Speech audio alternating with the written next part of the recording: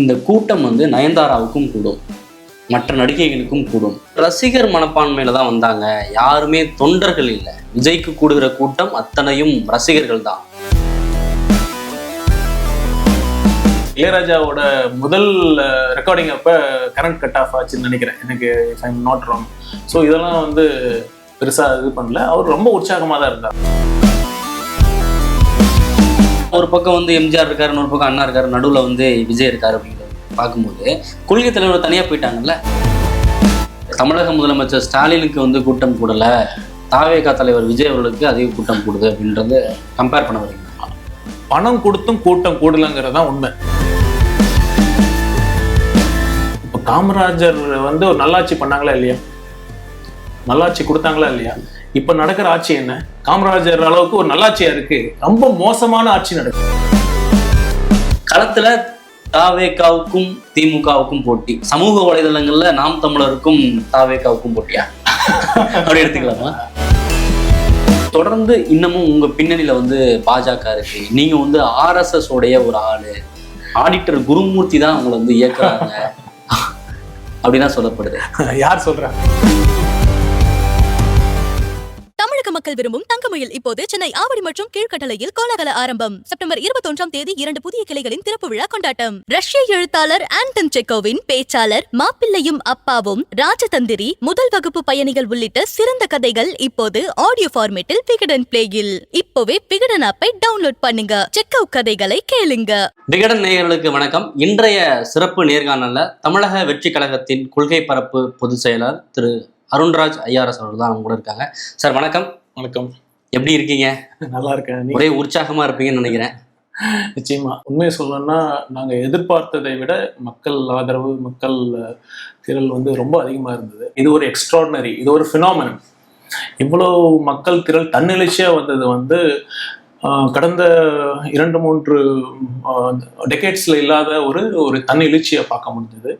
அதையும் தாண்டி பார்த்தீங்கன்னா தொண்டர்களை தாண்டி பொதுமக்கள் வந்திருந்தாங்க. நிறைய பொதுமக்கள் குடும்பமாக, பெண்கள் வந்து குழந்தைகளை தூக்கிக்கிட்டு சாலையோரமா நின்று அவங்க தலைவரை பார்க்கணும் கூடியிருந்தது வந்து ஒரு எல்லாரும் பார்க்குறப்ப பெரிய ஒரு உற்சாகத்தையும் நம்பிக்கையும் எங்களுக்கு கொடுத்தது. நீங்க சொன்ன மாதிரி வந்து பொதுமக்கள் நிறைய பேர் வந்திருந்தாங்க அப்படின்னு சொன்னீங்க இல்லையா? அப்ப அவங்க எல்லாமே வந்து ரசிகர் மனப்பான்மையில தான் வந்தாங்க, யாருமே தொண்டர்கள் இல்லை. விஜய்க்கு கூடுகிற கூட்டம் அத்தனையும் ரசிகர்கள் தான். இவர்கள் வந்து அரசியல் மயப்படுத்தப்படலை அப்படின்ற ஒரு குற்றச்சாட்டை பலரும் சொல்றாங்க. இதை தாவேகா எப்படி பார்க்குது, பர்டிகுலரா விஜய் அவர்கள் எப்படி பார்க்குறாரு? சரி, ரொம்ப முக்கியமான கேள்வி கேட்டிருக்கீங்க. சரி, அரசியல் மயப்படுத்துதல்னா என்ன? ஃபர்ஸ்ட் மக்களுக்கு அவங்களோட உரிமைகளை சொல்லிக் கொடுக்கணும். அடுத்தது ஆட்சியாளர்கள் தவறு செய்தால் அவங்க கேள்வி கேட்கணும். மூன்றாவது மிக முக்கியமாக தேர்தல் நேரத்தில் சரியான ரெப்ரசன்டேட்டிவ்ஸை தேர்ந்தெடுக்கணும். எந்தவித எக்ஸ்டர்னல் இன்ஃப்ளூயன்சஸ் இல்லாமல், பணம் அதெல்லாம் தாண்டி மக்கள் சரியான பிரதிநிதிகளை தேர்ந்தெடுக்கணும். இந்த அரசியல் மயப்படுத்தல திமுக வந்து பண்ணியிருக்கா? இது ஒரு பக்கம் இருந்தாலும் ஒரு கூட்டத்தில் வரும்போது ஒரு ஒழுங்கு கடைபிடிக்கிறதா இருக்கட்டும், ஒரு தலைவரோட பேச்சுக்காக வரதா இருக்கட்டும், ஒரு நடிகருங்கிற அடிப்படையில் அவர் பார்த்தோன்னே பல பேர் கலந்து போயிடுறாங்க. அதை வந்து பொது சொத்துக்களை வந்து சேதப்படுத்துறாங்க, கூரையில் ஏறுறாங்க, ஏர்போர்ட்டோடைய பேரிகார்ட்ஸை உடைக்கிறாங்கன்னு சொல்லிட்டு கட்டற்ற ஒரு கூட்டம் வந்து செயல்படுறது அப்படிங்கிறத, அதை தான் அரசியல் மயப்படுத்தப்படலை. அரசியல் மயப்படுத்துதல் அது ஒரு அங்கம் தானே, இல்லைன்னா சொல்லல. அதையும் தாண்டி அதுக்கு முக்கியமா வந்து இதுதான், நீங்க மக்களை சிந்திக்க வைக்கணும், சரியான வந்து அவங்க ரெப்ரசன்டேட்டிவ் தேர்ந்தெடுக்கணும். அந்த மாதிரி சரியா அரசியல் மயப்படுத்தி இருந்தா திமுக காரங்க யாருமே ஓட்டு போட்டிருக்க மாட்டாங்க. நான் வந்து இது வந்து பாத்தீங்கன்னா இது கட்டுக்கடங்காத கூட்டம் அதிகமா, சப்போஸ் கூட்டம் வந்து திருச்சியில வந்ததை விட ஒரு பாதி அளவுக்கு வந்திருந்ததுன்னு வச்சு, அப்ப நீங்க வந்து என்ன சொல்லிருப்பீங்க? இது வந்து ரசிகர்கள் கூட்டம் இல்ல, கொள்கை கூட்டம் ஒத்துருப்பீங்களா? கூட்டம் அதிகமா வந்து பிரச்சனை, அந்த கூட்டம் எப்படி ரியாக்ட் பண்றாங்க அப்படிங்கறதான் பிரச்சனை. எந்த பொது சொத்தை வந்து சேதமடைஞ்சது? திமுக கூட்டத்துல நீங்க பார்த்திருப்பீங்க, பிரியாணி கடைகளை போய் அடிச்சு உடைச்சு பிரியாணி வாங்கிட்டு காசு கொடுக்காம வந்திருக்காங்க. பெண் காவலர்களுக்கு பாதுகாப்பு இல்லாத சூழல் வந்திருக்கு. அந்த மாதிரி ஏதாவது ஒரு குற்றச்சாட்டு நடந்ததா? அதாவது எந்த ஒரு தொண்டர்களும் திருச்சியில அவங்க வந்து பொது சொத்துக்கு சேதம் பண்ணணும்னு பண்ணல. கூட்டம் அதிகமாக இருந்த நேரத்துல வந்தது. ஒரு நீங்க பார்த்துருப்பீங்க, ஒரு ரிப்போர்ட்டர் மேல வந்து ஒரு துண்டை போட்டு ஆடிக்கிட்டே வர அந்த வீடியோ வந்து இப்ப ரொம்ப வைரல் ஆகிட்டு இருக்கு. அதை பார்த்துருப்பீங்கன்னு பார்த்தேன். ஸோ அப்படியெல்லாம் நடந்துக்கணுமா அப்படின்ற ஒரு இது இல்ல, அந்த தம்பியை நான் அந்த வீடியோவை நான் பார்த்தேன். அந்த வந்து பேக்ரவுண்ட்ல ஒரு தலைவர் அவர்கள் கட்சியோட ஒரு பாடல் போயிட்டு இருந்ததுனால அதுக்கு வந்து அவரோட அன்பை வெளிப்படுத்தினார். இதை வச்சு நீங்க வந்து ஒட்டுமொத்த தொண்டர்களும் வந்து ரசிகர்களும் சொல்றது வந்து அறிவு நேர்மையற்ற செயலா தான் நான் பாக்குறேன். அடுத்தடுத்த கூட்டங்கள்லயானும் இது மாதிரியான அசம்பாவிதங்கள்லாம் நடக்காம, இது மாதிரியான பிரச்சனைகள்லாம் இல்லாம செய்யறதுக்கான ஏற்பாடுகள் ஏதாவது தாவேகா முன்னெடுத்திருக்கா? அதாவது நீங்க அசம்பாவிதம் சொல்றதே கண்டிப்பா நான் ஏத்துக்க மாட்டேன். நீங்க பாருங்க, திருச்சியில வந்து தலைவர் அவர்கள் வந்து விமான நிலையத்தில இருந்து மரக்கடை அந்த இடத்துக்கு ரீச் ஆகிறதுக்கே கிட்டத்தட்ட 5 மணி நேரம் 6 மணி நேரம் ஆயிருக்கு. ஒரு 6 கிலோமீட்டர் போறதுக்கு 6 மணி நேரம் வந்து யாராச்சும் வந்து கொஞ்சம் irresponsible நடந்திருந்தா அங்க ஸ்டாம்பீடா ஆயிருக்கும். அங்க இருக்கிற ஒவ்வொருத்தருமே பொறுப்புள்ளவராக இருந்தாங்க. அதனாலதான் எந்தவித அசம்பாவிதம் நடக்கல. சோ அதனால அதுலயே நீங்க புரிஞ்சுக்கணும், வந்து ஒரு மிக அரசியல் படுத்தப்பட்ட தொண்டர்கள் மற்றும் ஆதரவாளர்கள்லாம் தமிழர் வெற்றி கழகத்துக்கு இருக்காங்க. முன்ன காட்டிலும் விஜய் அவர்கள் வந்து கடுமையா வந்து லோக்கலைஸா பேசியிருக்காரு, மக்களுடைய பிரச்சனைகளை கையில் எடுத்து பேசியிருக்காரு, மத்திய அரசை விமர்சிச்சு பேசியிருக்காரு அப்படின்ற ஒரு ஸ்டேட்மெண்ட் இப்போ பார்க்க முடியுது. ஆனா டெப்தா பேச மாட்டாரு, எல்லாத்தையும் மேலோட்டமா பேசிட்டு போயிடுறாரு அப்படின்ற ஒரு விமர்சனமும் சொல்லப்படுது. ஃபர்ஸ்ட் வரமாட்டாருன்னு சொன்னீங்க, வெளியில வந்து மக்களை சந்திக்கிறாரு. இப்ப பேச மாட்டாருன்னு சொன்னீங்க, இப்ப அரசியல் பேசுறாரு. பொறுத்திருந்து பாருங்க, இன்னும் அரசியல் தேர்தல் இருக்கு. கண்டிப்பா வந்து மக்கள், நான் திரும்பவும் சொல்றேன், ரொம்ப பொறுப்புணர்வு ரொம்ப அதிகமா இருக்கு தமிழக வெற்றி கழகத்திற்கும் சரி, தலைவர் அவர்களுக்கும் சரி. அதை வந்து முழுவதும் பூர்த்தி பண்ற பிளான் இருக்கு. கண்டிப்பா அவர் பண்ணுவார். விஜய் அவர்கள் எப்படி ஃபீல் பண்ணாங்க? ஏன்னா இந்த அளவு நெருக்கடிகள்லாம் கடந்து ஒரு இடத்துக்கு போய் பேசும்போது மைக்கு வேலை செய்யல அப்படிங்கும்போது எல்லாருமே டிசப்பாயின்மெண்ட் ஆயிட்டாங்க. இல்ல, அவரு வந்து பாத்தீங்கன்னா அது யாருமே எதிர்பார்க்கல. அந்த இடத்துல வந்து ஒரு தொழில்நுட்ப காரணம் அது எதனால ஏற்பட்டுச்சுங்கிறது நாங்க வந்து இன்னும் அனலைஸ் பண்ணிட்டு தான் இருக்கோம். அதை வந்து நான் ஒரு இது வரைக்கும் தலைவர்லாம் சொல்லவே இல்லை, சில விஷயங்கள்ல பேசவே இல்லைன்னு சொன்னதெல்லாம் முக்கியமான விஷயங்கள் பத்தி அன்னைக்கு பேசியிருந்தார். ஸோ அதனால வந்து அரியலூர்ல வந்து நான் திரும்பவும் பேசுறேன்னு சொல்லி, நான் பேசணும்னு சொல்லி அவர் வந்து விரும்பி அதை வந்து திருப்பியும் அரியலூர்ல திருச்சியில எதெல்லாம் பேசினாரோ அதை திரும்பி அதே ரிப்பீட் பண்ணி சொல்லிதான் பேசினார். பட் அந்த கேப்ல ஏதாவது ஃபீல் பண்ணாரா? இது மாதிரி அது இல்லாம இருந்திருந்தா நல்லா இருந்திருக்கும் தான் ஒரு எல்லாத்தோட விருப்பமா இருந்தது.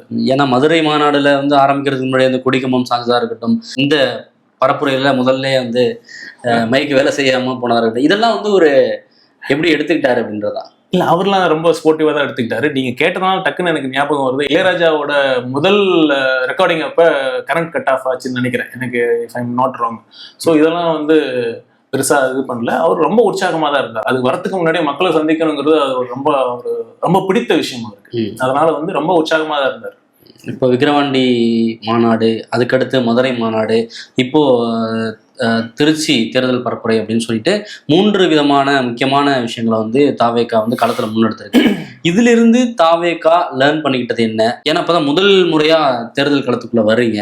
இதுல வந்து என்ன லேர்ன் பண்ணிக்கிட்டோம்னா, கிரவுண்ட்ல என்ன பார்க்க முடியுதுன்னா, மக்கள் வந்து ஒரு சராசரி குடிமகனுக்கு என்ன இருக்கிற ஃபீலிங் இருக்குன்னா, கடந்த 50 வருடங்களுக்கு மேலாக 2 கட்சிகளும் மாறி மாறி ஆட்சி பண்ணாங்க. இருந்தாலும் அவங்கள பொறுத்த வரைக்கும் பெரிய வித்தியாசமே இல்லை. எங்க வாழ்வின் தரம் வந்து உயரலைங்கிறது தான் பெரும்பாலான மக்களோட எண்ணிக்கையா இருக்கு. ஸோ இந்த மாதிரி ஒரு சூழ்நிலையில ஒரு மாற்றம் வேணுங்கிறது தான் எல்லாத்தோட அடிப்படை ஒரு எண்ணமா இருக்கு. அந்த இடத்துல வந்து அந்த ஃபீலிங்கை உணர முடிஞ்சது. அந்த ஒரு ஆன்டி இன்குபன்சி வந்து இப்போ வந்து இந்த கரண்ட் இப்போ நான் இருக்கிற ஆட்சியாளர்கள் மீதான அதிருப்தி வந்து ரொம்ப தெளிவா தெரியுது. அப்புறம் அது மேல என்ன, அதனால என்ன வந்து இன்னும் ரொம்ப பொறுப்புணர்வு எங்களுக்கு ரொம்ப இருக்கிறதா வந்து தலைவர் ஃபீல் பண்றாரு. நாம வந்து அவர் அந்த மீட்டிங்ல சொல்லியிருப்பாரு, வாக்கு பெறணுங்கிறதுக்காக வந்து வாக்குறுதிகளை அள்ளி வீசுறதுக்கெல்லாம் நாங்க அந்த மாதிரி கட்சி இல்லை. நாங்க எது நடைமுறையில் சாத்தியமோ அந்த வாக்குறுதிகள் மட்டும்தான் கொடுப்போம். அந்த வாக்குறுதிகளை வந்து நாங்க கண்டிப்பா நிறைவேற்றுவோங்கிறது தான் அவர் சொல்லியிருக்காரு. அப்ப தேர்தல் வாக்குறுதிகள் ஒன்னும் பார்த்து கொடுக்க போறீங்க. இப்ப இந்த இலவசங்களுக்கு எல்லாம் வந்து வாய்ப்பு இருக்காது அப்படின்றத எடுத்துக்கலாமா? இலவசங்கள் வாய்ப்பு இருக்காதுன்னு எப்படி நீங்க சொல்றீங்க? இல்ல, சாத்தியப்படாத அறிவிப்புகள்லாம் இருக்காதுங்கிறத அதன் முன்னிட்டு கேட்கலாம். இப்ப இலவசங்கள் கொடுத்துட்டு தானே இருக்காங்க, அது சாத்தியப்படுது இல்லை.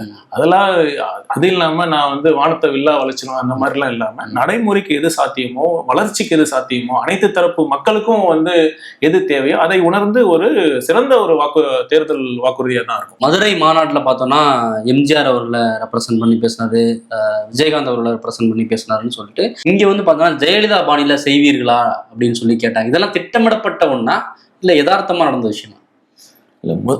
முதல்ல பாத்தீங்கன்னா எம்ஜிஆர் அவர்களை ரெஃபர் பண்ணி பேசுனீங்க. என்னன்னா 1977 வந்து ஒரு பெரிய கட்டமைப்பு உள்ள ஒரு கட்சி, இத்தனை வருடங்கள் ஆண்ட கட்சியை வந்து ஒரு புதிதாக ஆரம்பித்த கட்சி வந்து முதல் முறையா தோக்கடித்து ஒரு ஆட்சி அமைத்த வரலாறு. அதே மாதிரி கேப்டன் அவர்களும் மக்கள்ல வந்து அவர் எந்தவித ஒரு பெரிய காட்ஃபாதர்லாம் இல்லைப்பா. அரசியல்ல வந்து அவருக்கு முன்னாடி அவர் குடும்பத்துல அரசியல் யாருமே இல்லை. அவர் இருந்தப்ப இன்ஃபேக்ட் சொல்ல போனா கலைஞர் அவர்களும் புரட்சி தலைவர் அம்மா அவர்களும் இருந்தாங்க. அந்த சூழ்நிலையில வந்து துணிந்து வந்து அரசியல்ல வந்து அவருக்குன்னு ஒரு தனி இடத்தை பிடித்தார். இது எல்லாமே ஒரு இன்ஸ்பிரேஷன் தான். அதனால அவர்கள் மேற்கோள் காட்டுறதுனால அவர் ரசிகர்களை வந்து நம்ம தன்மையப்படுத்தணும் அப்படிங்கிறதெல்லாம் இல்லை. அது வந்து நம்மளை வந்து அவர்களுக்கு கொடுத்த ஒரு அங்கீகாரம் அப்படிதான் எடுத்துக்கணும். ஏன்னா விசாலை மாநாட்டில் பார்த்தீங்கன்னா கொள்கை விளக்க மாநாடு நடத்துனீங்கல்ல, அங்கே வந்து நீங்கள் 5 தலைவர்களை தான் வந்து கொள்கை தலைவர்னு சொன்னீங்க.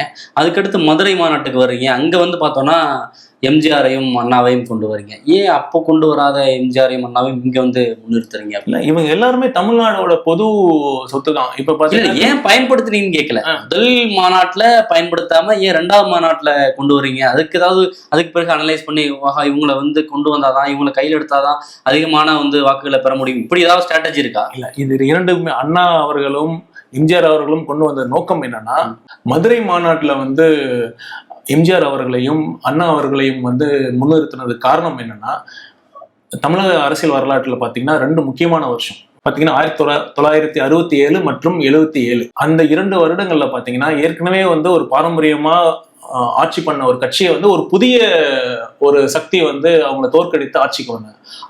அதே மாதிரி ஒரு நிகழ்வு, ஒரு சரித்திர நிகழ்வு வந்து 2026 நிகழும். அதை குறிக்கும் நோக்கத்தில் தான் அந்த 2 தலைவர்களும் நாங்கள் முன்னிறுத்தி வைத்திருந்தோம். இப்ப கொள்கை தலைவர்கள் வந்து பின்னாடி போயிட்டாங்க, இப்ப எடுத்துக்கலாமா? கொள்கை தாங்க எங்க அடித்தளமே. இப்ப வந்து நீங்க ப்ரொஜெக்ட் பண்றது பார்த்தா ஒரு பக்கம் வந்து எம்ஜிஆர் இருக்காரு, இன்னொரு பக்கம் அண்ணா இருக்காரு, நடுவுல வந்து விஜய் இருக்காரு அப்படிங்கிறது பார்க்கும்போது கொள்கை தலைவர் தனியா போயிட்டாங்கல்ல. தனியால எங்க போனாங்க? கொள்கை தான் எங்களோட அடித்தளமே, எங்க பேஸே அதுதான். இப்போ ஒரு பில்டிங் வந்து ரொம்ப உயரமா இருக்குன்னு வச்சுங்க, அந்த பில்டிங் உயரமா தெரியும், பட் அதோட ஃபவுண்டேஷன் என்ன? அது மாதிரி எங்களோட தமிழக வெற்றி கழகத்திற்கு அடித்தளமே வந்து கொள்கை தான். அப்ப கொள்கை தலைவர் இருக்காங்க. கொள்கை தலைவர்கள் வந்து அவங்கள மட்டுமே வச்சு ஆட்சி அமைக்க முடியாதுன்னு எம்ஜிஆரையும் அண்ணாவையும் கொண்டு வந்துட்டீங்க, அப்படி எடுத்துக்கலாம். ஏன் அப்படி நீங்க நினைக்கிறீங்க? இதனால வந்து எங்க கொள்கை தலைவர்கள் வந்து பின்னாடி போயிட்டாங்கிற கேள்வி கண்டிப்பா இல்லவே இல்லை. ஏன்னா எங்களோட கட்சியோட அடித்தளமே எங்க கொள்கை தான். ஏற்கனவே பல இதுல நான் சொல்லியிருக்கேன், தமிழக வெற்றி கழகத்தை பொறுத்தவரையில் 2 மிக முக்கிய வந்து பேசஸ் என்னன்னா, எங்களோட தலைவர் அவர்களின் ஆளுமை, இன்னொரு பக்கம் வந்து எங்களோட கொள்கை அடித்தளம். தொடர்ந்து தாவேகா முன்னிறுத்துற ஒரு வாதமே வந்து எம்ஜிஆர் ஆட்சி பிடிச்சதா இருக்கட்டும், அது அண்ணா அவர்கள் ஆட்சிக்கு அமைச்சதா இருக்கட்டும், இந்த 2 உதாரணங்களை வந்து மேற்கோள் காட்டுறாங்க. அதுக்கு பின்னாடி இருக்கிற அவங்களுடைய உழைப்புகளும் அதற்கு நீண்ட நெடிய அரசியல் பயணத்தையும் மறந்துட்டு திடீர்னு வந்து ஆட்சி அமைச்சது மாதிரியான ஒரு பிம்பத்தை உருவாக்குறாங்க அப்படின்ற ஒரு விமர்சனங்கள் பொதுவில் வைக்கப்படுது. அண்ணா அவர்கள் உடனே ஆட்சி அமைச்சர்ல, அதே மாதிரி எம்ஜிஆரும் உடனடியாக வந்து அரசியல்ல வந்து மாற்றத்தை நிகழ்த்திடல. அவர் வந்து நீண்ட நெடிய காலம் வந்து திமுகவில் வந்து டிராவல் பண்ணி அதுக்கு பிறகுதான் வந்து ஆட்சி அமைக்கிறாரு. ஆனால் விஜய் அவர்கள் கட்சி ஆரம்பிச்சு 2 வருஷம் தான் ஆகுது. இது சாத்தியமா? இது பேசுறது நியாயமா? சரி, ரொம்ப கரெக்டா கேட்குறீங்க. நானும் லாஜிக்கலா பதில் சொல்றேன். அண்ணா கட்சி ஆரம்பிச்சு திமுக வந்து அரசியல் பண்ணப்ப யார் ஆட்சி பண்ணிட்டு இருந்தா? காங்கிரஸ் ஆட்சியில் காமராஜர் வந்து ஆட்சி பண்ணிட்டு இருந்தாரு. இப்ப காமராஜர் வந்து ஒரு நல்லாட்சி பண்ணாங்களா இல்லையா? நல்லாட்சி கொடுத்தாங்களா இல்லையா? இப்ப நடக்கிற ஆட்சி என்ன? காமராஜர் அளவுக்கு ஒரு நல்லாட்சியா இருக்கு? ரொம்ப மோசமான ஆட்சி நடக்குது. அந்த காலத்துல காமராஜர் ஆட்சிக்கு வீழ்த்தணுங்கிறப்ப அத்தனை காலம் தேவைப்பட்டது. இப்ப இருக்கிற மோசமான ஆட்சினால மக்கள் வெறுப்புல இருக்காங்க. எப்ப வந்து தேர்தல் வரும் அவங்கள வந்து தூக்கி வீட்டுக்கு அனுப்பலாங்கிற மனநிலையில தான் இருக்கு. அதனால இன்றைய காலகட்டத்துல வந்து 2 ஆண்டுகள் போதுமானது அப்படின்னு நினைக்கிறீங்க? மக்கள் அந்த அளவுக்கு வெறுப்புல இருக்காங்க, அந்த அளவுக்கு ஆன்டி இன்கம்பன்சி இருக்கு. இதுதான் காரணம். இந்த 2 ஆண்டுகள் போதும் அப்படின்னு நினைக்கிறீங்க? மக்கள் நாங்க வந்து இப்ப நீங்கள பார்த்திருப்பீங்க, தமிழக வெற்றி கழகத்திற்கு இப்பொழுது வந்து நீங்க எடுத்த சர்வேஸ் எல்லாம் பாத்தீங்கன்னா என்ன ரிசல்ட் கொடுக்குன்னு உங்களுக்கே தெரியும். குறைந்தபட்சம் 25% வாக்குகள் இருக்கு. இப்ப திருச்சி மக்கள் சந்திப்பு நிகழ்ச்சிக்கு அப்புறம் மக்கள் வந்து கண்டிப்பாக அந்த திருச்சி மட்டும் இல்லை, தமிழ்நாட்டின் ஒட்டுமொத்த மக்களுமே வந்து திரும்பி பார்க்க வைத்திருக்கு. அவன் வந்து கண்டிப்பா வந்து ஒரு ஸ்பார்க் தான். இப்ப நேபாள் என்ன நடந்தது? திடீர்னு தன்னெழுச்சியா வந்து ஒரு ஆட்சியாளர்களே தூக்கி போட்டுட்டாங்க. அந்த மாதிரி ஒரு சூழ்நிலை வந்து மக்களுக்கு தேவை வந்து ஒரு நம்பிக்கை தரக்கூடிய ஒரு தலைவன் தான். அவங்க வந்து கிடைச்சிட்டாங்கன்னா மக்கள் வந்து இந்த இப்ப இருக்கிற கொடுங்கோல் ஆட்சியாளர்களை தூக்கி போட தயங்க மாட்டாங்க. என்ன விதமான நம்பிக்கைகளை தாவேகா வந்து கொடுத்துருக்கு அப்படின்னு நீங்க நினைக்கிறீங்க? ஏன்னா மத்திய அரசுக்கு எதிரான ஒரு வாதங்களை முன்வைக்கிறதுக்கே ஒரு மாநாடு தேவைப்படுது. ஒரு மாநாடு இப்போ மதுரை மாநாடுல பேசல, அடுத்து வந்து அரியலூர்ல பேசும்போது தான் அடுத்த மத்திய அரசுக்கு எதிரான வலுவான கருத்துக்களை வந்து முன்வைக்கிறாரு. ஸோ இப்போ ஒவ்வொரு இந்த கால இடைவெளி இருக்குல்ல, இது எப்படி வந்து தாவேகா வந்து நம்பிக்கை எப்படி நீங்க மாநாட்டுல தான் வந்து ஒன்றிய அரசுக்கு எதிராக பேசணும்னு சொல்ல முடியும்? இப்ப வந்து டீலிமிட்டேஷன் வந்தப்ப நாங்க வந்து தலைவர் அவர்கள் அறிக்கை கொடுத்தாரு, சிஏ வந்தப்ப குரல் கொடுத்தாரு, ஒன் நேஷன் ஒன் எலெக்ஷன் வந்தப்ப குரல் கொடுத்தாரு. இப்ப வந்து இன்று கூட வந்து பாத்தீங்கன்னா ஹிந்தி திணிப்பை எதிர்த்து குரல் கொடுத்தாரு. இப்ப நம்ம இதுக்கு என்ன மாநாடா நடந்தது? இதான் இந்த அறிக்கைகள் கொடுத்ததெல்லாம் ஓகே. முதல் முறையா ஒரு பெரிய மாநாடு போடும்போது அதை பத்தி பேசாம ஒரு கால இடைவெளி விட்டு அதுக்கு பிறகு பேசுறது வந்து ஒரு விமர்சனம் ஆகுதுல்ல. கால இடைவெளிங்கிற கருத்தை நான் ஏத்துக்க மாட்டேன். எப்பொழுதெல்லாம் வந்து ஒன்றிய அரசு வந்து தமிழர்களுக்கும் தமிழ்நாட்டுக்கும் நலனுக்கும் எதிராக செயல்பட்டதோ அப்ப உடனுக்குடன் வந்து நாங்க வந்து அதுக்கான எதிர்வினையை ஆட்டிருக்கோம். தாவேகாவுக்கு விஜய் அவர்கள் போற இடங்கள் எல்லாம் கூட்டம் கூடுது, பெரும் திரள் வர்றாங்க அப்படிங்கிறதுல எந்த விதமான மாற்று கருத்தும் இல்லை. அந்த அணுகுமுறை தான் விமர்சிக்கப்படுதே ஒழிய எல்லாரும் அந்த கூட்டத்தை வந்து அக்செப்ட் பண்ணிக்கிறாங்க, இந்த அளவுக்கு ஆதரவு இருக்கு அப்படிங்கிறத. ஆனா ஒரு பக்கம் இந்த கூட்டம் வந்து நயன்தாராவுக்கும் கூடும், மற்ற நடிகைகளுக்கும் கூடும் அப்படின்னு சொல்லி பயங்கரமா விமர்சனங்கள் முன்வைக்கப்படுது. இதெல்லாம் ஓட்டா மாறாது ராஜா அப்படின்னு சொல்றாங்க. அதை நீங்க எப்படி பாக்குறீங்க? இல்லை, இது பார்த்தீங்கன்னா அவங்களோட யார் சொன்னாங்களோ அவங்களோட காழ்ப்புணர்ச்சி தான் காட்டுது. இப்போ வந்து நேரடியாகவே சொல்லிடுறேன், சீமான் அவர்கள் வந்து சொல்லியிருக்காரு.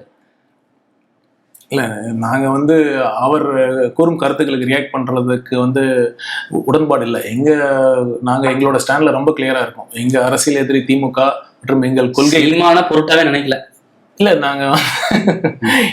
எங்களோட டார்கெட் கிளியரா இருக்குங்க. எங்களோட அரசியல் எதிரி திமுகவும் கொள்கை எதிரி பாஜகவும் அப்படிங்கிறத நாங்க அறிவிச்சிட்டோம். அதை நோக்கி நாங்க போயிட்டு இருக்கோம்.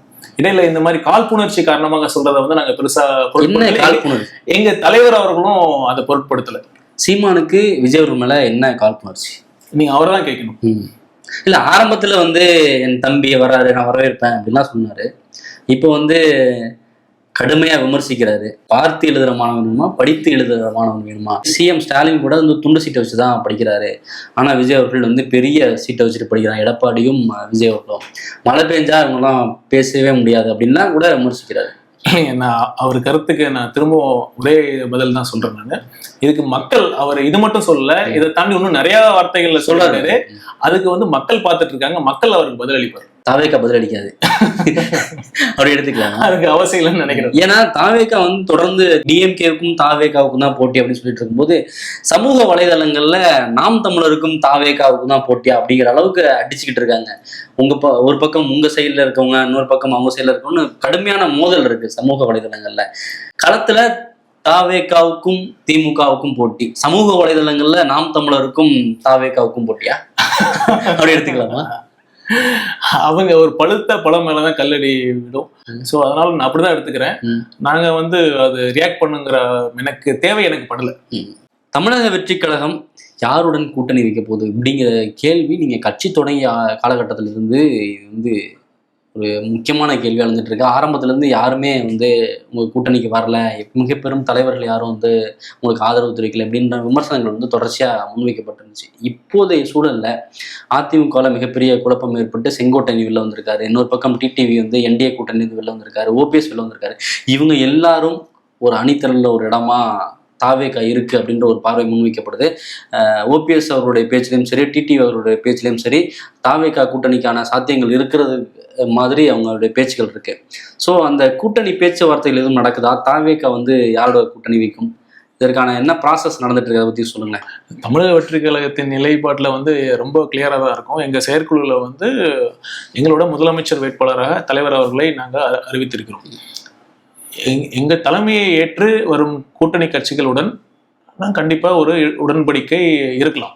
அது வந்து இப்போ உள்ளது கூட்டணி பத்தி நாங்க யோசிக்கவே இல்லை. இப்போ எங்களோட முழு நோக்கமே வந்து மக்கள் சந்திப்பு நிகழ்ச்சி அதை நோக்கி தான் இருக்கு. இது முடிந்த பிறகு வந்து எப்படி அரசியல் சூழல் எப்படி இருக்குன்னு அதை பார்த்து இல்லை. ஏன்னா இப்ப எல்லாம் புதுவெளியில பேச ஆரம்பிச்சிட்டாங்க. இப்ப ஏன் விஜய் கூட போனா என்ன தப்பு, ஏன் அவரை ஏன் குறைச்சி மதிப்பிடுறீங்கன்ற அளவுக்கு வந்து டிடி அவர்கள் பேச ஆரம்பிச்சிட்டார். பொதுவெளியில உங்களுக்கான ஆதரவுகள் ஏற்கனவே இருக்கக்கூடிய அரசியல் தலைவர்கள்ட்ட இருந்து வர ஆரம்பிக்குது. ஸோ இதை நீங்க எப்படி பாக்குறீங்க? உரிய நேரத்துல வந்து ஒரு சரியான முடிவு எடுக்கப்படும். இப்போ அதற்கான ப்ராசஸ் எதுவும் நடக்கல இல்ல, அந்த பதில் நான் சொல்ல மாட்டேங்க, அதெல்லாம் சீக்கிரட்டா இருக்கு. முதல் மாநாடே கொள்கைக்காக தான் நடத்துனீங்க. ஆனாலும் தொடர்ந்து உங்கள்கிட்ட முன்வைக்கப்படுற கேள்வி, உங்களுடைய கொள்கை என்ன? உங்களுக்கான கூட்டத்துக்கு கொள்கை என்னன்னு தெரியுமா? கொள்கைக்காக உங்களுக்கான கூட்டம் கூடுதா? இப்படியான கேள்விகள் தொடர்ந்து முன்வைக்கப்படுது. உங்களுக்கு மீதான விமர்சனமே அதுவாக தான் இருக்கு. கொள்கை பரப்பு பொதுச் செயலாளருங்கிற அடிப்படையில நீங்க தான் அதுக்கு பதில் சொல்லக்கூடிய தகுதியானார். என்ன சொல்ல வரீங்க? நீங்களே சொன்ன மாதிரி முதல் மாநாடே கொள்கை திருவிழாங்கிற பெயர்ல தான் வந்து மாநாடே நடந்தது. இங்க அந்த மாநாட்டுல வந்து இங்க கொள்கை, அப்ப வந்து விஜய் அவர்கள் வந்து ஒரு நடிகர், அவருக்கு அரசியலை பத்தி என்ன தெரியும் அப்படிங்கிற விமர்சனம் தான் இருந்தது. ஆனா இது எல்லாத்தையும் தாண்டி அவர் எதை கையில் எடுத்தாரு? சமூக நீதியை கையில் எடுத்தார். தந்தை பெரியார், அண்ணல் அம்பேத்கர், கர்ம வீரர் காமராசர், அஞ்சலை அம்மாள், வீரமங்கை வேலுநாச்சியார் இவர்களை முன்னிறுத்தி தான் எங்க தமிழக வெற்றி கழகத்தின் கொள்கை இருக்குங்கிறத தைரியமா சொன்னார். இப்ப பாத்தீங்கன்னா சமூக நீதி, மாநில உரிமை, இருமொழி கொள்கை, பெண்கள் விடுதலை அப்படிங்கறத வந்து எங்களோட கொள்கையை வந்து ரொம்ப தெளிவா சொல்லிட்டோம். அதையும் மீறி வந்து திருப்பியும் வந்து உங்க கொள்கை தமிழக வெற்றி கழகத்தின் கொள்கையை வந்து சொல்லவே இல்லைன்னு சொல்றாங்கன்னா அவங்கள வந்து காழ்ப்புணர்ச்சி தான் காரணம். தூங்குறவங்களை எழுப்பலாம், தூங்குற மாதிரி நடிக்கிறவங்களை கண்டிப்பா எழுப்பவே முடியாது. ஆல்ரெடி இத வந்து இந்த கேள்வி, இந்த விமர்சனம் எல்லாம் யார் சொல்றாங்கன்னா திமுக சொல்லிட்டு இருக்காங்க. அவங்கதான் வந்து பாஜகவும் சொல்றாங்க. இல்ல, நான் வரேன். இப்ப வந்து திமுக தான் வந்து கொள்கை கூட்டம் இது வந்து அப்படின்னு சொல்லிட்டு இருக்காங்க. இப்ப வந்து திமுக எல்லாம் கொள்கை கூட்டமா? இப்ப நான் சொல்றேன், இப்ப வந்து பெரியார், அண்ணா அவங்க பேரை வச்சுதானே அவங்க கட்சி நடத்துறாங்க. அப்ப வந்து பெரியாரும் அண்ணாவும் வந்து ஊழல் பண்ண சொன்னாங்களா? அதுதான் அவங்க கொள்கையா? இப்ப வந்து பாத்தீங்கன்னா அண்ணா வந்து உங்களுக்கே தெரியும், 1949 கட்சி ஆரம்பிச்சு எவ்வளவு பாடுபட்டு கட்சியை வளர்த்தி ஆட்சியை பிடித்தாரு. அது எதுக்கு? ஒரு குடும்பத்தின் பிடியில வந்து அந்த கட்சி போகணுங்கிறத அவரு அதை எண்ணிருப்பாரு. இப்ப அண்ணா அவர்கள் மட்டும் இப்போ உயிரோடு இருந்தா கண்டிப்பா வந்து ரத்த கண்ணீர் தான் அடிச்சிருப்பாரு. திமுக மேல இவ்வளவு குற்றச்சாட்டுகள் சொல்றீங்க. ஒரு குடும்ப கட்சியா இருக்கு, குடும்ப ஆட்சி நடத்துறாங்க, குடும்ப ஆதிக்கம் இருக்கு, மன்னராட்சி, இதெல்லாம் ஏற்றுக்கொள்ளக்கூடியது. இது எல்லாருக்குமே தெரிஞ்சு தொடர்ந்து எல்லா கட்சிகளும் முன்வைக்கிறது. ஆனா அதிமுகவில் நிறைய பிரச்சனைகள் இருக்கு. அவங்க ஜெயலலிதா அவர்களே ஊழல் குற்றச்சாட்டுக்கு ஆளானவங்க, அது ஒரு ஊழல் கட்சியா இருந்திருக்கு அப்படின்னு எந்த விதமான விமர்சனங்களும் வைக்க மாட்டேங்குது. அதிமுக மேல பெரிய அளவுல இது மாதிரியான விமர்சனங்கள் இல்லை. ஏன்னா இப்ப அவங்க ஆளுங்கட்சி இல்லைன்ற ஒரு குற்றச்சாட்டு. கடந்த 10 ஆண்டுகளா அவங்க தான் ஆட்சி அமைச்சாங்க. அவங்களுடைய பிரச்சனைகளும் சேர்ந்து பேசணும் இல்லையா? ஏன் அதை பெருசா பேச மாட்டீங்க? இப்ப வந்து நான் ஏற்கனவே சொன்ன மாதிரி இந்த தமிழக வெற்றி கழகத்திற்கு இவ்வளவு தன்னெழுச்சியான கூட்டம் மக்கள் ஆதரவு வர்றதுக்கு காரணமே என்னன்னா, நான் முதல் பதிலே நம்ம சொல்லியிருந்தேன். நான் 2 திராவிட கட்சிகளுக்கும் மேல் இருந்த மக்களுக்கு இந்த அதிருப்தி தான் காரணம். ஸோ அந்த பதிலே இருக்கு. இப்ப இருக்கிறது வந்து ஆட்சியாளர்கள் வந்து திமுக இருக்கிறதுனால நாங்க திமுக வந்து நாங்க ஒரு அரசியல் எதிரியாக நான் அறிவித்திருக்கிறோம். அவ்வளவுதான். அப்படிதான் நீங்க பார்க்கணும். இப்போ திருச்சி கூட்டம் நிறைய விமர்சனங்கள் சந்திக்குது அப்படின்ற பார்த்தோம். அதே வந்து தமிழக முதலமைச்சரும் விமர்சிச்சிருக்காரு. அதுவும் பெயரை குறிப்பிடாம, நாங்கள் வந்து கும்மாளம் போடுற கூட்டம் இல்லை, பொதுமக்களுக்கு இடையூறு செய்ய மாட்டோம் அப்படின்னு மறைமுகமா தாவேக்காவை சார்ஜ் பண்ணியிருக்காரு. இதை நீங்க எப்படி பாக்குறீங்க?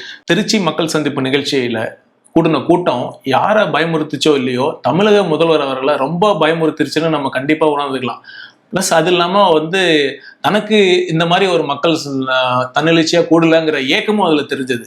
பாத்தீங்கன்னா வந்து இன்னொரு விஷயம் அதுல சொல்லியிருக்காரு, மக்களுக்கு இடையூறு இல்லாம வந்து திமுக வந்து அவங்க கூட்டத்தை இது பண்ணுவாங்கன்னு சொன்னாங்க. அது உண்மைதான். இப்ப பாத்தீங்கன்னா ஒரு 2 நாட்களுக்கு முன்னாடி கூட முதல்வர் அவர்கள் ஒசூர்ல ஒரு ரோட் ஷோ பண்ணாரு. எந்த வித கூட்டமும் பெருசா இல்லாம, எந்த வித போக்குவரத்து இடையூறு இல்லாம தான் நடந்தது. கூட்டம் அது ரொம்ப கம்மியா இருக்கனால எந்த மக்களுக்கு எந்த ஒரு இடையூறும் பாதிப்பும் இல்லாம இருக்கும். அதுதான் அவர் குறிப்பிடுறாரு. அதை நான் ஏத்துக்கிறேன். இதன் மூலம் வந்து தமிழக முதலமைச்சர் ஸ்டாலினுக்கு வந்து கூட்டம் கூடல, தாவேகா தலைவர் விஜய் அவர்களுக்கு அதிக கூட்டம் கூடுது அப்படின்றத கம்பேர் பண்ண வரீங்களா? பணம் கொடுத்தும் கூட்டம் கூடலங்கிறது தான் உண்மை. ஏன்னா நீங்க பாத்தீங்கன்னா திமுகவும் சரி மற்ற கட்சிகளாலும் சரி, அவங்க ஒரு கூட்டணும்னா பணம் மற்றும் மேற்படி சில விஷயங்கள்லாம் கொடுத்ததான் கூட்டம் கூட்டுறாங்க. அப்படி பண்ணியும் மொபிலைஸ் பண்ணியும் அவர்களுக்கு இந்த அளவுக்கு கூட்டம் கூடலேங்கிற நிதர்சனமான உண்மை வந்து அவங்கள வந்து ரொம்பவே பயமுறுத்தி இருக்கிறது தான் நம்ம பார்க்கணும். முதலமைச்சர் ஸ்டாலின் வந்து இதோட நிறுத்தல. திமுகன்றது இகு கோட்டை, அதை யாராலையும் தகர்க்க முடியாது, புதிய எதிரிகள் பழைய எதிரிகள் யாரா இருந்தாலும் தகர்க்க முடியாது அப்படின்ற அளவுக்கு பேசியிருக்காரு. திருச்சி திமுக கோட்டையா இருந்துச்சா இல்லையா? அதானே இருக்கு. தகர்க்கப்பட்டதா இல்லையா? வெறும் கூட்டமே தகர்த்துருச்சுன்னு சொல்ல முடியாதுல்ல. ஓட்டு போடணும், எல்லாமே வெற்றி பெறணும், இதெல்லாம் இருக்குல்ல. கண்டிப்பா அது வந்து அந்த கூட்டம் இருக்குல்ல, அந்த கூட்டத்தோட நான் வந்து நேர்ல பார்த்தேன். வந்து வெறும் வந்து காசு கொடுத்து வாங்கின கூட்டத்துக்கும் அந்த கூட்டத்துக்கும், இது தன்னெழுச்சியா வந்த கூட்டத்துக்கும் அந்த முகத்தை பார்த்தாலே தெரியும். திமுகவோட பலம் வந்து 2 தான், கூட்டணி பிளஸ் ஓட்டுக்கு பணம். இதை நம்பிதான் இருக்காங்க. இப்ப திமுகவோட எலெக்ஷன் ஸ்ட்ராட்டஜி என்ன தெரியுமா? வந்து என்ன வேணாலும் யார் வேணாலும் பேசட்டும், தேர்தல்னு வந்துட்டா நம்ம 1000 ரூபா 2000 ரூபா கொடுத்து மக்களோட ஓட்டை வாங்கிக்கலாங்கிற நம்பிக்கையில தான் இருக்காங்க. இந்த கற்பனை ஒரு பிம்பம் இருக்குல்ல, இதுதான் அவங்க எஃகு கோட்டைன்னு அவங்க நினைச்சிட்டு இருக்காங்க. கண்டிப்பா இந்த எஃகு கோட்டை வந்து சுக்கு நூறாக உடைக்கப்படும். ஏன்னா மக்கள்கிட்ட வந்து பாத்தீங்கன்னா இதுக்கு முன்னாடி வந்து ஒரு சாய்ஸே இல்லை. வேற 2 கட்சிகள் தான் இருந்தது, மாறி மாறி ஓட்டு போட்டாங்க. 2 பேருமே பணம் கொடுத்தது உண்மைதான், எல்லாத்துக்கும் தெரியும். அதை தாண்டி அவங்களுக்கு சாய்ஸே இல்லாதனால ஒரு புதிய நம்பிக்கையை வந்து தலைவர் அவர்கள் கொடுத்திருக்காரு. தமிழக முதலமைச்சர் ஸ்டாலின் மட்டும் இல்ல, நடிகர் ரஜினிகாந்த் அவர்கள் கூட வந்து புதிய பழைய எதிரிகளுக்கு சவாலாக இருக்கிறார் ஸ்டாலின் சொல்லிட்டு இளையராஜா அவருடைய பாராட்டு விழாவில் பேசியிருக்காரு. நீங்க அவருடைய ரசிகர்லாம் கூட விகடன் பேட்டியில சொல்லியிருந்தீங்க. இதை எப்படி பாக்குறீங்க? நான் ரசிகர் தான், நான் இல்லைன்னு சொல்லல. அதற்காக வந்து யார் யாருக்கு சவாலுங்கிறது மக்கள் வந்து கண்டிப்பா தெரியும். அது வந்து திமுகக்கு தான் வந்து டிவிகே சவாலா இருக்கு.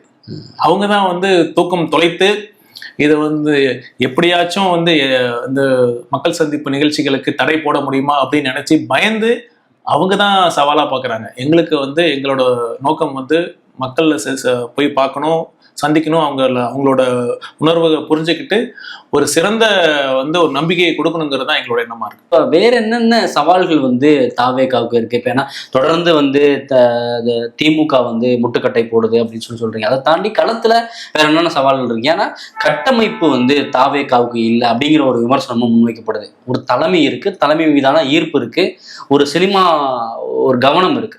இதை தாண்டி கட்டமைப்பு இல்லை அப்படிங்கிற ஒரு சிக்கல் வந்து தொடர்ந்து முன்வைக்கப்படுது. கட்டமைப்பு இல்லைன்னு எதை வச்சு சொல்றீங்க நீங்க? தொடர்ந்து வந்து இந்த மாதிரி விமர்சனங்கள் தான், கொள்கை இல்லைன்னு சொல்றது, கட்டமைப்பு இல்லைன்னு சொல்றது, இந்த மாதிரி வந்து என்ன சொல்ற இயலாமையினால அவங்க வந்து சொல்றாங்க. எங்களுக்கு கொள்கையும் இருக்கு, கட்டமைப்பு இருக்கு, அதை நீங்க பார்க்க தான் போறீங்க. தொடர்ந்து தாவேகாவுக்கு கூட்டம் கூடுறத பாசிட்டிவான ஒரு விஷயமா சொல்றீங்க, பரவலா அதுதான் பார்க்கப்படுது. இதே மாதிரிதான் விஜயகாந்துக்கும் கூட்டம் கூடுச்சு. அவர் மாநாடு பேசும்போது இந்த அளவுக்கு ஆதரவு இருந்துச்சு. ஆனா அவரால் பெரிய அளவுல வந்து அரசியல்ல வந்து வர முடியல. அதை ஏன் பார்க்க மாட்டீங்க? இன்னொரு பக்கம் வந்து நீங்க வந்து எம்ஜிஆர் ரெஃபரன்ஸா சொல்றீங்க, அண்ணாவை சொல்றீங்க, விஜயகாந்தையும் பாருங்க அப்படின்னு சொல்றாங்க. நீங்க தமிழக மக்களோட அரசியல் அறிவை வந்து நம்ம வந்து அண்டர் எஸ்டிமேட் பண்ணவே முடியாது. வெறும் திரைக்கவர்ச்சி மட்டும் நம்பி வந்தா அந்த ஒரு லாங் டேர்மா சஸ்டெயின் பண்ணவே முடியாது. தமிழக வெற்றி கழகத்தின் மிகப்பெரிய பலம் என்னன்னா, ஒரு மிகப்பெரிய ஆளுமை மிக்க தலைவர் அவர்கள் இந்த மண்ணோட அரசியலை பேசினார், இந்த சமூக நீதியை பேசினார். இந்த மண்ணுக்கு எந்த கொள்கை வந்து ஏற்புடையதா இருக்குமோ அந்த கொள்கையை பேசுனதுனாலதான் முதல் மாநாடுல வந்த கூட்டம் சஸ்டெயின் ஆகி இந்த அளவுக்கு வளர்ச்சி பெற்றிருக்கு. ஸோ அதனால திரும்பவும் நான் சொல்றேன், கொள்கை அண்ட் கரிஷ்மா ரெண்டும் இருக்கிறப்பதான் இந்த அளவுக்கு வந்து மக்கள் ஆதரவு பெற முடியும். இந்த ரெண்டும் சேர்ந்ததுன்னா திரைக்கவர்ச்சி இருந்தா அவங்க வந்து கொள்கை ஒரு புரிதல், சரியான புரிதல் இல்லாம இருக்கும். கொள்கை புரிதல் இருந்தா அவங்கள்ட்ட வந்து ஒரு மக்கள் ஒரு ஏற்பு இல்லாம இருக்கும். இந்த ரெண்டும் ஒருங்கே அமைவது பாருங்க, இது ரொம்ப வரலாற்றுல வந்து ரொம்ப அரிதினும் அரிதாக தான் அமையும். அப்படி அமைஞ்சதுன்னா ஒரு கரிஷ்மா வித் ஐடியாலஜி இருந்தா அது ஒரு டெட்லி காம்பினேஷனா தான் இருக்கும். அது தவிர்க்க முடியாத மக்கள் சக்தியா வருவோம். அதனாலதான் வந்து தமிழக வெற்றி கழகம் இந்த அளவு ஒரு குறைந்த காலகட்டத்துல இந்த அளவுக்கு வந்து மக்கள் செல்வாக்க பெற்றிருக்குன்னா அது காரணம் இதுதான். விஜயகாந்த் வந்து மண்ணுக்கான அரசியலை பேசல, மக்களுக்கான அரசியலை பேசல அப்படின்னு எடுத்துக்க முடியும். நான் தமிழக வெற்றி கழகத்தை பத்தி நான் சொல்லிட்டேன். அடுத்த கட்டம் தாவேகாவுடைய பிளான் என்ன? ஏன்னா இப்போ ஒவ்வொரு ஊர்லயும் ஒவ்வொரு விதமான சிக்கல்கள் நீங்க சந்திக்கிறீங்க, அதுல இருந்து லேர்ன் பண்ணிட்டு இந்த பிளான்ல ஏதோ சேஞ்ச் பண்ண இருக்கீங்களா? என்ன மாதிரியான திட்டங்கள் வச்சிருக்கீங்க? கண்டிப்பா நீங்க பாத்தீங்கன்னா கடந்த சனிக்கிழமை அன்று நாங்கள் திட்டமிட்டபடி பெரம்பலூருக்கு செல்ல முடியவில்லை. அதனால பெரம்பலூர் மக்கள் ரொம்ப டிசப்பாயிண்ட் ஆயிட்டாங்க. ஒரு லேடி கூட பேட்டி கொடுத்துருந்தாங்க, நான் வந்து விஜயை பார்க்கவே இல்லை, எங்களை பார்க்கவே வரல, நான் ஓட்டே போட மாட்டேன் அப்படின்லாம் பேட்டி கொடுத்தாங்க. பார்த்துருப்பீங்கன்னு நினைக்கிறேன். கண்டிப்பா பார்த்தோம். நாங்க அதை விட டிசப்பாயிண்டடா தலைவர் ரொம்ப வருத்தப்பட்டாரு. அதெல்லாம் பார்த்தாரா? கண்டிப்பா வந்து இல்ல, அது பாக்குறதுக்கு முன்னாடியே வந்து ஏன் வந்து நம்ம பிளான் பண்ணி வந்து முன்னாடியே சொல்லியிருந்தாலாச்சும் மக்கள் வந்து அந்த ஏமாற்றம் இல்லாம திரும்பி இருப்பாங்களே, ஏன் இப்படி நடந்ததுன்னு ரொம்ப வருத்தப்பட்டாரு. ஸோ இதனால வந்து அடுத்த சனிக்கிழமை வந்து இது நிகழாத வண்ணம் ஒரு அட்டவணையில சில மாற்றங்கள் நாங்க பிளான் பண்ணிட்டு மாற்றங்கள்லாம் உங்களுடைய ஷெட்யூல் டேட் வைஸ் மாறுதா இல்ல வந்து இல்ல ப்ராசஸ் மாறுதா? இல்ல அது என்னன்னா 3 மாவட்டங்களுக்கு பதிலாக 2 மாவட்டங்களாக குறைக்கலாமா அப்படிங்கறத பத்தி ஒரு டிஸ்கஷன் போயிட்டு இருக்கு. இன்னும் இறுதி செய்யப்படல, டிஸ்கஷன் அது முடிவு பண்ணதுக்கு அப்புறம் அறிவிப்பு. அப்புறம் மிக முக்கியமா இந்த சனிக்கிழமையை வந்து ஏன் தேர்ந்தெடுத்தாரு விஜய்? ஏன் வார நாட்கள்ல போக மாட்டாரா, வீக்கெண்ட் பொலிட்டிஷியனா அப்படின்லாம் விமர்சனங்கள் வந்துச்சு. இது தலைவர் விஜய் அவர்களுக்கு போய் சேர்ந்துச்சா? அவர் என்ன சொன்னாரு? ஏன் வந்து சனிக்கிழமை வந்து முடிவு பண்ணாரு? ஒருவேளை வெள்ளிக்கிழமை வச்சிருந்தா நீங்க என்ன சொல்லிருப்பீங்க? ஏன் வெள்ளிக்கிழமைன்னு சூஸ் பண்ணிருப்பீங்க? இல்ல ஒரு வாரம் இடைவெளி இப்ப பாத்தீங்கன்னா தேர்தல் வந்து அடுத்த 2 மாசத்துல வரல. இது முதற்கட்ட மக்கள் சந்திப்பு தான். நீங்களே பார்த்திருப்பீங்க வந்து இந்த ஒரு சனிக்கிழமை அன்றே பாத்தீங்கன்னா 16 மணி நேரம் அவர் தொடர்ந்து டிராவல் பண்ண வேண்டிய சூழ்நிலை இருந்தது. இதில் சில லாஜிஸ்டிக்ஸ் ரீசன்ஸை கருத்தில் கொண்டு ப்ளஸ் வந்து நிர்வாகிகள் அவங்களோட ப்ராக்டிக்கல் டிஃபிகல்ட்டிஸை கருத்தில் கொண்டு தான் இந்த மாதிரி பிளான் பண்ணியிருந்தோம்.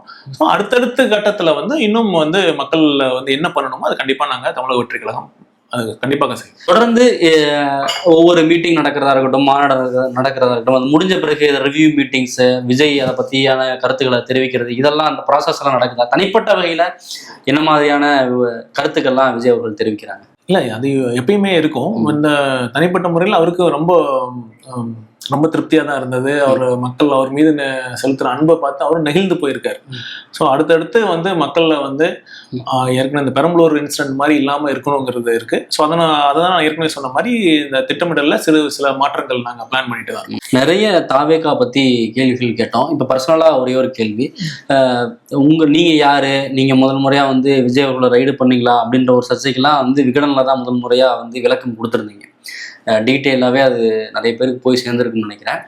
இப்போ வந்து தொடர்ந்து இன்னமும் உங்கள் பின்னணியில் வந்து பாஜக இருக்கு. நீங்கள் வந்து RSS உடைய ஒரு ஆளு, ஆடிட்டர் குருமூர்த்தி தான் உங்களை வந்து இயக்குறாங்க அப்படின்னா சொல்லப்படுது. யார் சொல்றாங்க? விமர்சனங்கள் சொல்லப்படுது. விமர்சனங்கள் வந்து உள்நோக்கத்தோட சொல்லதான் செய்வாங்க. அதை பத்திலாம் வந்து பொருட்படுத்துறதே இல்லை. அதுக்கும் இதுக்கும் இந்த தொடர்பு இல்லை. நீங்க RSS ஆளு இல்லை அப்படின்னு இப்ப நான் சொல்லிட்டா நம்பிடுவீங்களா? இல்ல சொல்லுங்க. என்னோட பொதுவெளியில இது என்னுடைய நோக்கம் இல்லை. இப்படி ஒரு இல்லன்னு சொல்ல நீங்க நம்பிடுறீங்களா? சொல்லுங்க. நான் என்னன்னா என்னோட செயல், என்னோட ஆக்ஷன்ஸ் எப்படி இருக்குமோ அதுதான் ஆக்ஷன் ஸ்பீக் லவுடர் தன் வேர்ட்ஸ் நான் நம்புறேன். நான் என்னோட செயல்பாடுகள் எப்படி இருக்குன்னு பொறுத்தே நீங்க வந்து தெரிஞ்சுக்கலாம். இது எதுக்காக இதை சொல்ல வராங்கன்னா, சசிகாந்த் செந்திலுடைய ரெசிக்னேஷனை வந்து உடனே அக்செப்ட் பண்ணல, பட் ஆனா உங்களுடைய ரெசிக்னேஷனை உடனே அக்செப்ட் பண்ணிட்டாங்க சென்ட்ரல் கவர்மெண்ட் அப்படின்லாம் சொல்றாங்க. இது முன்னாடியே இப்ப முதல் இன்டர்வியூல நான் தெளிவுபடுத்த நினைக்கிறேன். என்னோட ரெசிக்னேஷன்லாம் உடனே எல்லாம் அக்செப்ட் பண்ணல. கிட்டத்தட்ட 10 மாதங்களுக்கு மேல டைம் ஆச்சு. இதுக்கு இல்ல 10 மாதங்கள், அவருக்கு பல வருடங்கள் ஆனது மாதிரி ஒரு தகவல் சொல்றாங்க. இல்லைங்க, சில பேர்த்துக்கு ஒரு வாரத்துல கூட நடந்திருக்குங்க. இதுலயும் இப்ப எவ்வளவு பிரச்சனை இருந்தது. ஒரு கட்டத்துல வந்து நான் நீதிமன்றத்துக்கு போலாமா அப்படிங்கிற சூழல்ல கூட நான் யோசிச்சுட்டு இருந்தேன். அதனால வந்து பாஜக வந்து உடனே என்னோட ரெசிக்னேஷன் அக்செப்ட் பண்ணி இங்க அமுச்சு வச்சாங்கிறதுலாம் ஒரு கட்டுக்கதை தான். அதுக்கு தொடர்பு இல்லை. கண்டிப்பா இல்லை. ஏன் தொடர்ந்து உங்களை நோக்கி அந்த மாதிரியான ஒரு விமர்சனங்கள் வைக்கப்படுது அப்படின்னு நீங்க நினைக்கிறீங்க? மேபி ஒன்றிய அரசு பணியிலிருந்து வந்ததுனால மேபி அந்த விமர்சனங்கள் வரலாம்னு நினைக்கிறேன். ஒன்றிய அரசு பணியிலேருந்து அரசியலுக்கு வந்திருக்கீங்க. உங்களுடைய எந்த அனுபவம் இப்படி இருக்கு? அவர் வந்து விஜய் அவர்கள் வந்து சினிமா விட்டு அரசியலுக்கு வந்திருக்காரு, நீங்க வந்து ஒரு IAS பதவி விட்டுட்டு வந்திருக்கீங்க. எப்படி இருக்கு? நான் விரும்பி வந்த ஒரு பணிங்கிறதுனால எனக்கு வந்து நான் என்ன சொல்றது, ரொம்ப இன்ட்ரெஸ்டிங்காக தான் இருக்கு. கண்டிப்பா வந்து சேலஞ்சிங்காக தான் இருக்கு. அதுல வந்து மாற்று கருத்துலாம் இல்லை. தினம் நான் வந்து கத்துக்கிறேன். அரசியல் வந்து வெளியிலேருந்து பார்க்கறதுக்கும் உள்ள இருந்து பார்க்கறதுக்கும் நிறைய வேறுபாடு இருக்கு. அதனால வந்து மக்களை சந்திக்கிற ஒரு வாய்ப்பு நிறைய கிடைச்சிருக்கு. அந்த விதத்துல வந்து ரொம்ப ஒரு என்ன சொல்றது, என்ரிச்சிங் எக்ஸ்பீரியன்ஸா தான் இருக்கு. மக்களை சந்திக்கும் போது மக்கள் சந்திக்கிற பொழுது வந்து அந்த தொண்டர்களை பாக்குறப்ப இந்த அளவுக்கு நான் பணியில இருக்கிறப்ப இந்த அளவுக்கு அப்பயும் நாங்க சந்திப்போம். ஆனா இந்த அளவுக்கு வந்து க்ளோஸா வந்து நிறைய மக்களை வந்து சந்திக்கக்கூடிய வாய்ப்பு வந்து அரசியல் இருக்கிறது எனக்கு ஏற்பட்டிருக்கு. மருத்துவ பணியில இருக்கிறப்ப வந்து எந்த அளவுக்கு வந்து மக்களை சந்திக்கிறோமோ அந்த அளவுக்கு இருக்கு. ஸோ அதனால எனக்கு அந்த விதத்துல எனக்கு ரொம்ப மன நிறைவாக தான். ஃபேமிலியில அந்த அளவுக்கு சப்போர்ட் பண்றாங்க. நீங்க வந்து ஒரு ஆஃபீஸரா இருக்கும்போது வேற, அரசியல்வாதியாக இருக்கும்போது வேற, நிறைய விமர்சனங்கள்லாம் வரும். எப்படி ஹேண்டில் பண்றாங்க? ஃபேமிலியோட சப்போர்ட்டும் இருக்கு. அதை பற்றி அப்புறமா பேசலாம் அப்படின்றீங்களா? ஓகே சார், நிறைய விஷயங்களை பகிர்ந்துட்டீங்க. இன்றைய நாள் உங்களுடைய பொன்னான நேரத்தை கொடுத்து நிறைய விஷயங்களை எங்களுக்கு பகிர்ந்தேன். குறிப்பாக அந்த விமர்சனங்களுக்கெல்லாம் ரொம்ப ஜாலியாக பதில் சொன்னீங்க. நன்றி சார். நன்றி நன்றி நன்றி. ஒரு நற்செய்தி, உங்களின் அபிமான தங்கமயில் இப்போது சென்னை ஆவடி மற்றும் கீழ்கட்டளையில் கோலாகல ஆரம்பம். செப்டம்பர் 21ஆம் தேதி 2 புதிய கிளைகளின் திறப்பு விழா கொண்டாட்டம். தங்கம் வாங்க தங்கமயிலுக்கு வாங்க. ரஷ்ய எழுத்தாளர் ஆண்டன் செக்கோவின் பேச்சாளர் மாப்பிள்ளையும் அப்பாவும், ராஜதந்திரி, முதல் வகுப்பு பயணிகள் உள்ளிட்ட சிறந்த கதைகள் இப்போது ஆடியோ ஃபார்மேட்டில் விகடன் பிளேயில். இப்போவே விகடன் ஆப்பை டவுன்லோட் பண்ணுங்க. செக்கோ கதைகளை கேளுங்க.